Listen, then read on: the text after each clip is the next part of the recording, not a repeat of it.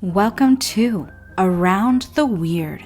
Here's your host, the museum curator of the strange and unusual, Mr. Nothing. Thank you, mysterious voice, and welcome back to Around the Weird, a booktube channel where I talk about all the unusual and out of the ordinary literature that I have found in my travels. And sometimes, as in the case of today, I talk about a pretty normal book. And so today I will be focusing on a book club book that I'm reading with my friend Bevan. If you're interested in joining book club, you can comment below, and you can also join our Discord because that is where Bevan seems to be recruiting people these days. But today's book is all about women in America and misogyny and sexism and rape culture, those types of topics. I am referring to Believing by Anita Hill, which was published in 2021. For those who don't know, Anita Hill, and I have a feeling that maybe the older people who are watching this might know who Anita Hill is, whereas the younger people might not be as familiar. But Anita Hill is a lawyer and a researcher and an advocate for women.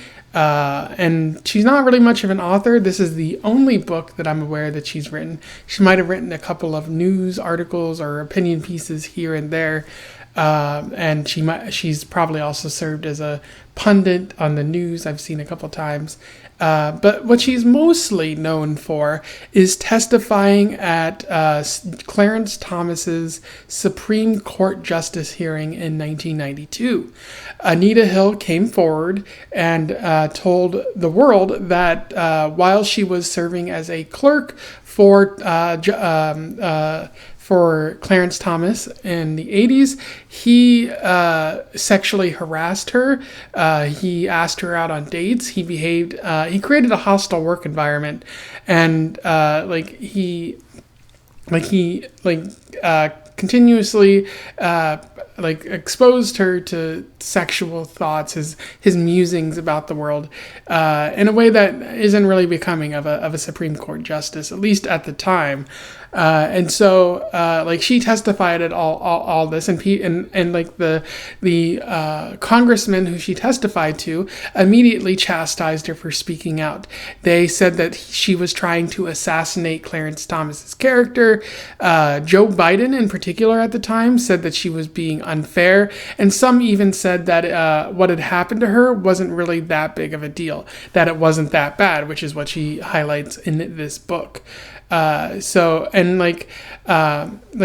This sort of sparked a career-long sort of path for her where she would advocate for women and talk about women in the world and advocate for something to be done about gender violence and whatnot. And so without further ado, let's talk now about Believing. I will do a summary, a little bit of analysis, and we will move on from there. So Believing, as I mentioned before, focuses on gender violence in America. She notes how after she testified at Congress in 1992, she was flooded with stories from people. At least one person told her that she opened a can of worms, and it became more known how much gender violence was occurring, not only towards women, but also towards men, whether they be because they're not perceived as manly enough or because they're LGBTQ and people are targeting that. She even heard stories of incest and other types of violence being done towards women in the workplace.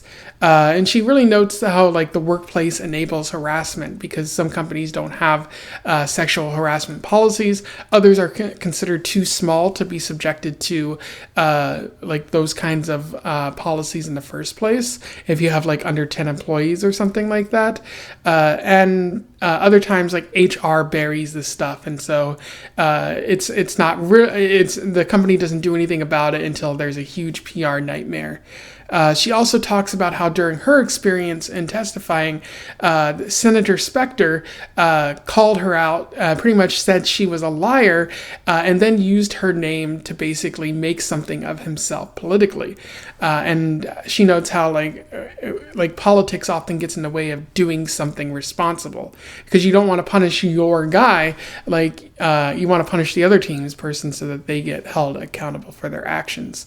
And she was kind of left with a raw feeling about that, and just hoping that over time things would change. But she also goes on to talk about how that didn't happen, because when Christine Ford testified at Brett Kavanaugh's hearing, she goes into talk about the similarities there.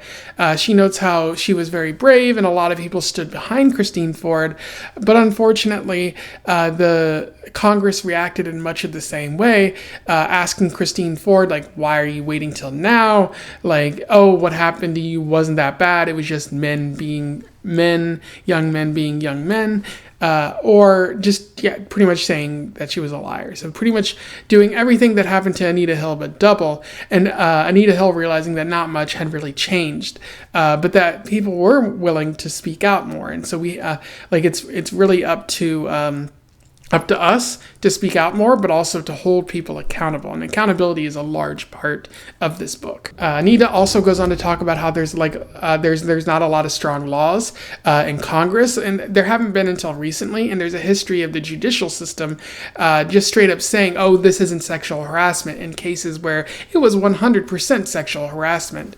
And so there's a need for there to be strong laws in order to prevent the judiciary from just tossing out cases that where women are being targeted with gender violence in the workplace or in other areas.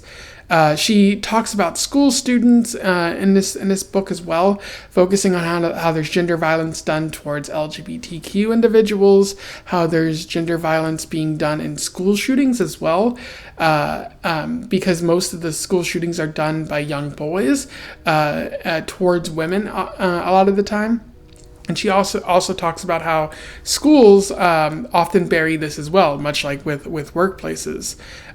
She shares the story of a boy named Seth who was targeted because he was perceived as gay, or he might have been gay, and the school did nothing, and then Seth killed himself, and the school was forced to confront this. But despite the federal government intervening, it doesn't really seem like much was done after the fact.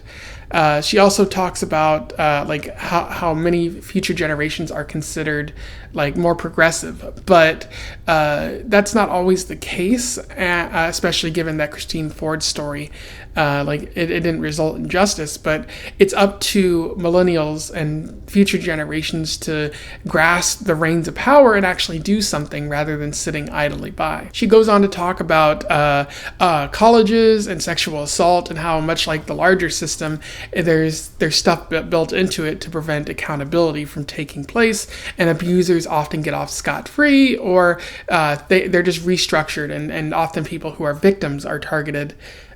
She goes on to talk about how there's more need for workplace harassment training, and there needs to be something done more there. It can't just be basic training.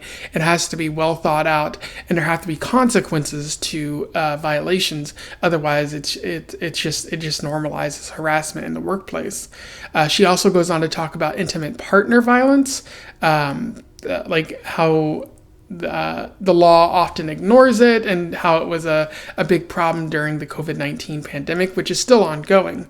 She talks about violence against Native women, and how they're often strongly targeted on reservations by outsiders, and how that problem seems to be largely going ignored, but hopefully more awareness is being raised about it. And then she goes on to talk about accountability, and how it's up to future generations and those who have the power to actually act and show that they care about women, rather than just using it as a political tool. And that's about where it ends there. In terms of analysis, there is a fair bit to talk about with believing. Anita Hill lays out the problems and in a very effective way, showing the deep roots of the misogyny and gender violence that exist in the United States of America. One of the themes that she's working with, which I just mentioned, is sort of how gender violence is baked into the system. This exists at sort of all levels, how there's a failure to pass legislation. And when legislation is passed, it's often struck down by the Supreme Court, as was the case of the Violence Against Women Act. And how in the 1970s and 1960s, despite the fact that harassment was clearly taking place, the Supreme Court said, oh, this isn't good enough to constitute harassment. And how judges were taking the law into their own hand, basing it on their own opinions of what harassment could be, and there was no strict definition. And so how those kind of allowed harassment to flourish without anyone being able to make a claim for how it was harming them. This also extends to the workplace, how there's no rules, often is the case. And even when there are rules, HR just allows this to go on for years, especially when people have a lot of power. And even, when they don't have a lot of power, HR fails to do anything. They restructure people, or the people who complain often get less hours to work, or they straight up get fired, which creates a number of other problems. And so creating that environment it's worse, because not only are you allowing that behavior to continue, but the turnover rate, you're losing valuable talent to these claims of harassment. This also goes on not only in the workplace but also in higher education, where students and faculty suffer.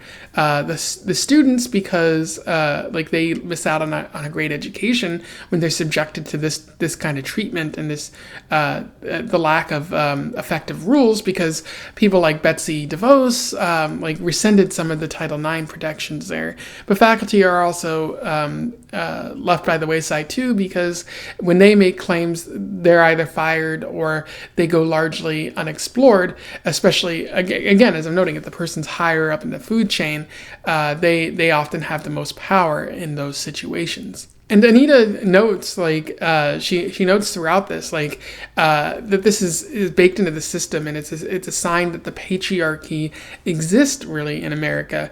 And I think she also mentions rape culture, how a lot of people want to argue that our culture is not one of a rape culture.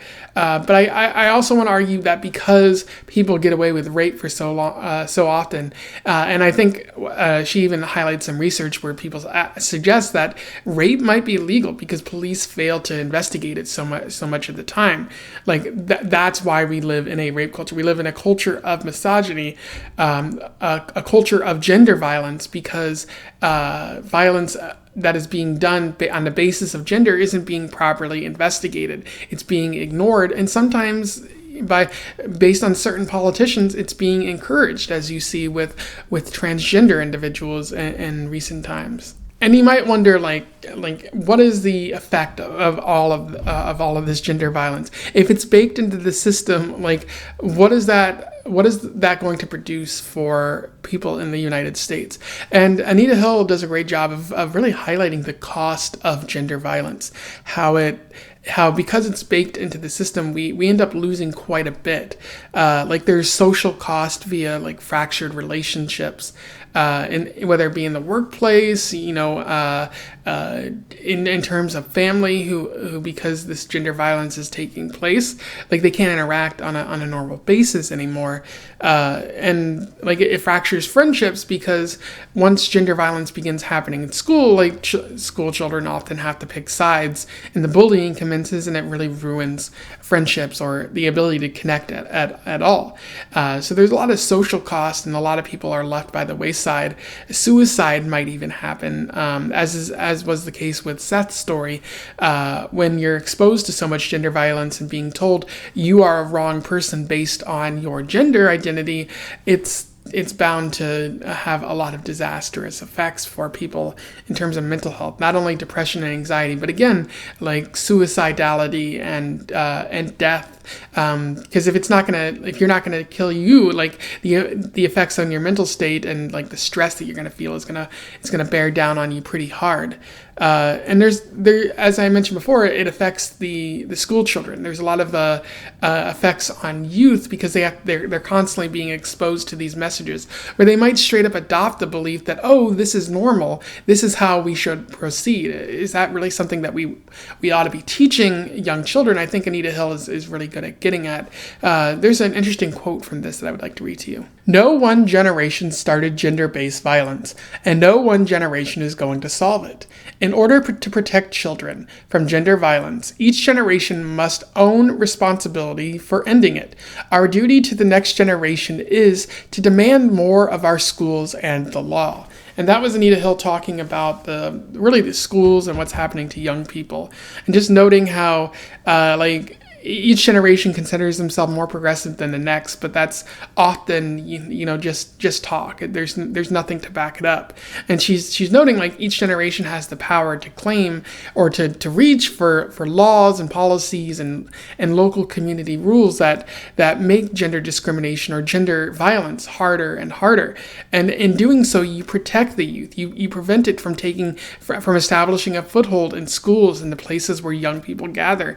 And if you prevent it from showing up there, like you can prevent it from showing up in other areas of society, and it becomes harder and harder for the young people to see these messages of gender violence for them to carry forward into the future and to enact on their fellow school children.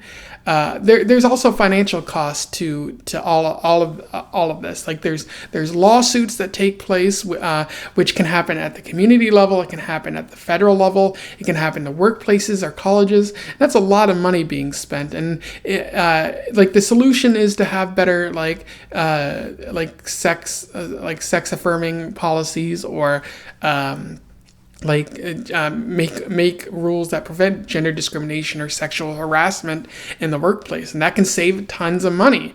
And all it requires is for these organizations to give a damn. And by the fact that they don't have these in place, or strong policies in place, or the fact that HR isn't doing their job, it shows they don't give a damn, and that they're totally willing to lose all this money. And it also affects the victims too, because they aren't getting their paycheck if they're fired or they have to leave a workplace because it's toxic to them. If they're experiencing a lot of sexual harassment, you're not going to want to stay there. I wouldn't want to stay there. Even though so much of economic success depends on the ability to receive a paycheck like that, and people often have to make a decision between putting food on the table or suffering through sexual harassment in the workplace. And then the community cost as well, where communities don't have a lot of money to pay for these kind of lawsuits. So the best thing that they can do is to get a foothold in making sure that sexual harassment and other such things like that just don't become widespread. And as I mentioned before, one of the other themes that Anita Hill is talking about here, that the big idea at hand is that millennials can bring change. Future generations have the power to change, but it's not guaranteed. And I think that's the big point that Anita Hill wants to get, is that there's no guarantee that progress will take place. You can change attitudes and you can leverage power. And that's what millennials should be doing. They should call out sexism and sexual harassment whenever they see it in the workplace. But they have to leverage their new power. If they become in charge of a business, or they get a foothold in a seat, like a political seat, at the community level or the state level or the federal level, they should work towards ending gender violence towards women. Ending gender violence in general, and that they have the power to do that. And although it might be tempting to just sit by the wayside and do nothing because it might not affect you, if you truly want to be as progressive as you claim to be, then leveraging this power in this way is a very effective strategy for making society better for everyone involved, including women. And that involves calling out violence, working to reduce domestic partner violence, working to institute other progressive related measures like affordable housing and like universal basic income and those kind of policies, because in doing that, it reduces the effect of like gender violence, because no one has to stay in a household that is violent or toxic to them. Like no one has to stay at a job that is violent or toxic if there's opportunities elsewhere, and they don't have to worry about suddenly losing their housing or their paycheck or their car or anything like that.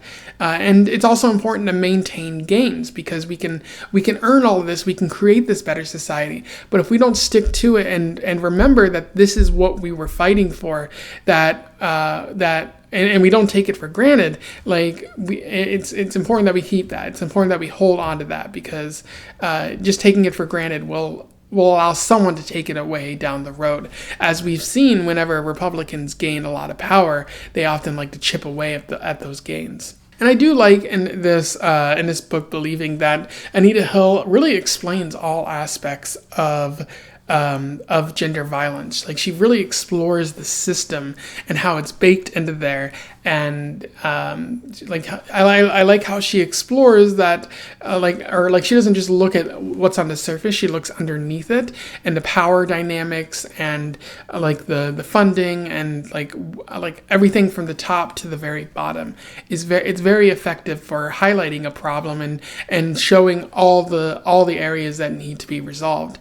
I will say that this does feel like a retread at times, because a lot of this has already been explored. Maybe not as in depth, and Anita Hill is great at that, but a lot of other commentators have noted much of the stuff that she's highlighting in her book. So it does feel like a retread, that not necessarily a bad thing, but if you already know quite a bit about gender violence and sexism in America and misogyny, this might feel a bit redundant at times. Anyway, those are my thoughts on Believing by Anita Hill, a pretty solid book, one that it is very important to read if you're not too knowledgeable about gender violence, and even if you are, it can really help you realize the scope of the problem and the areas that are worth attacking to fix it.